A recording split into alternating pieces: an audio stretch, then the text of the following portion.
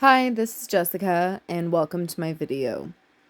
In today's video, I will be filing off my acrylic nails, my acrylic stiletto nails, and I will be putting them down into a sports length, thin layer of acrylic, and then I go and top it with Build in a Bottle and a gel top coat. So in here I'm working on the pinky, and I want to note that even though my right hand looks horrible in this video, I am using my pinky to brace my hand, my working hand, against whatever finger that I'm working on. Now please make sure that you're doing this, because if you are just going straight at the nail with no bracing at all, it's very, very wobbly, and you could end up cutting someone. Just don't do it. Just use your pinky to brace yourself. It helps so much if you're not already doing that. I know that's kind of a basic one, but just in case you don't know, because some people don't, use that pinky to just put it against the finger that you're working on, and it will help you hold your hand steady. Okay, now the other thing, this is a 3X coarse carbide bit. Let me tell you something that's very, very important. Do not ever use a carbide bit that is meant for taking the bulk of acrylic off and the length off on your natural nail plate. Do not ever do that. That bit right there that I'm using is not meant to go on natural nails. Do not let anybody use a bit like that on your natural nails. It will rip them apart. That bit right there is to take acrylic or gel off. And I mean quickly. So be very careful with that. As a nail tech, when you are using a carbide bit like that, make sure that your barrel is really flat no matter what you're doing. When you're taking length off, make sure it's flat going up and down to take it off the length. Make sure it's flat going on top of the acrylic like I am here. And also with carbide bits, I know I do it a little bit in here, go back and forth, but really for the most part, try to work in one direction. And you see how I am picking up my barrel when I'm moving.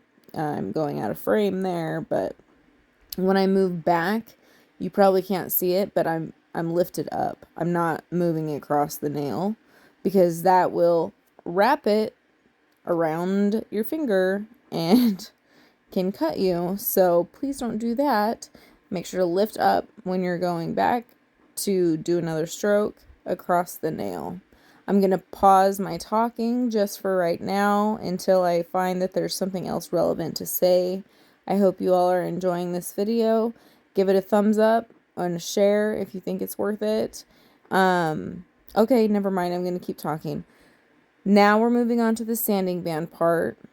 This is medical sanding band, coarse, zebra sanding band. I use a Koopa, heaven's sakes, Passport Mani Pro e-file. And they're really, really great. I have the K60 handpiece. It's very light, lightweight. It's good in the hand. It doesn't make your hand tired. It's really, really nice. So what we're doing with a sanding band now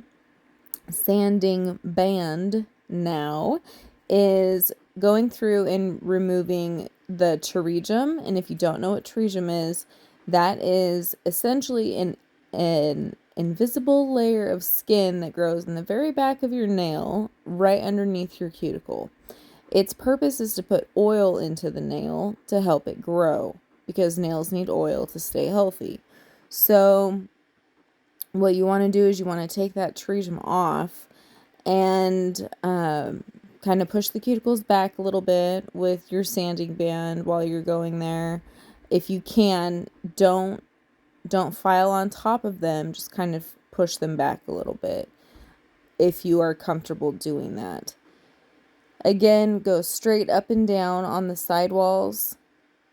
You just want to make sure that you're going straight up and down on your corners and your sides, and then flat on top.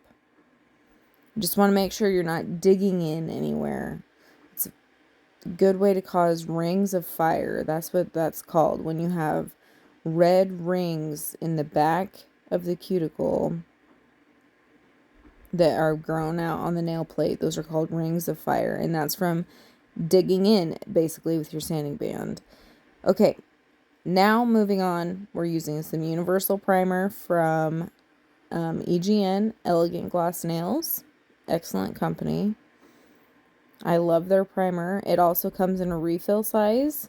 You can find it on Cordoza Nail Supply.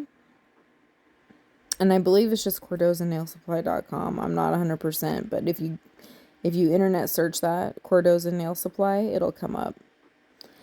Now this is the builder in a bottle that I was talking about earlier. And after you primer, just go ahead and put that right on. Thin layer on your nails.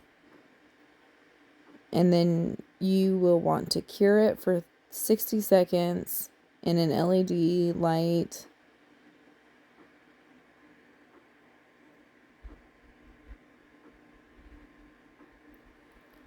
Make sure that you don't flood the cuticles when you are doing this, because the cuticles and the tritum on your nails are meant to put oil onto your nails. That will make any enhancements that you have come right off. So make sure that you're not flooding the cuticles, because you don't want that. This is a top coat called D-Glass from Elegant Glass Nails. Oh, and that builder in a bottle is from Profiles Backstage, if you are looking for that on the website and looking it up by brand. Okay, we're just top coating here. And for all the nail techs out there, if you go on to Cordoza Nail Supply and use the code Enchanted Nails in Emmett, and Emmett is spelled EMMETT, you will get 10% off your first order. So that's pretty spectacular. Okay, next up we have cuticle oil. This is from Northern Lights Skincare. This is in the Jurassic Park collection, which is why there was a little dinosaur on there. It's called Clever Girl. It smells oh so good. I always finish up with cuticle oil, and I'm just going to rub that in. I'll have to talk to Tiffany about getting some of that because it's some good stuff. And here we go. Thanks for watching.